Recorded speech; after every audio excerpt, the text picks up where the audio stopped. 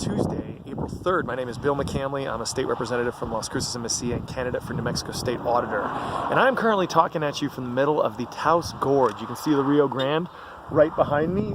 It's a beautiful, beautiful place to be in the summertime when the water's up. There'll be a lot of whitewater rafters through here. But the reason I'm talking to you here today is about the water situation here in New Mexico.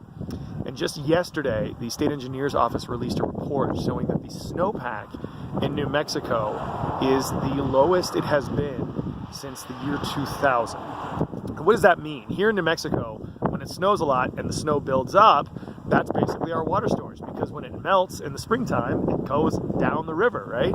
And that water is then transported down through all the communities in the state by the river. And that's not just important for the direct use of the water, which is used for a lot of irrigation, but it also is used to recharge the aquifers. So these are underground caverns that the seepage of the water goes down and recharges. And for instance, in Las Cruces, where I'm from, we drill into those aquifers and use the well water that comes out to have water that comes out of my tap. Now, what is this going to mean moving forward if the snowpack, or if we don't get a lot of rain, because the snowpack is so small? First, it's going to mean that there's not going to be a lot of water. We're going to go back into drought. And for those of you guys that were here a couple of years ago, you remember just how bad that was and the rationing that's going to happen.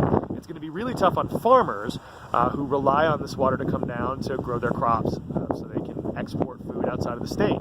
It's also going to be a big deal for fires up in the mountains, because if you have a situation where a bunch of grass grows and then there's not a lot of moisture there, it becomes really easily flammable and you have a lot of forest fires. So I'm running for state auditor. What are the things that the auditor can do to help deal with a lot of these situations? First, they can make sure that cities and counties are using water in the most efficient and effective way possible. And that means that there's not leaks in the system, that people are being charged for the actual water. So if you have a huge golf course size lawn and you want to water all the time, hey, you're going to get charged for that sort of thing. You can also make sure that our emergency services and our fire equipment and fire personnel are being used in the most efficient and effective way possible. We can also look at prevention. Are there ways of getting ahead of this stuff in the future by more education, more preparation for irrigation, by looking at how maybe we could use drip irrigation more, et cetera, and so on,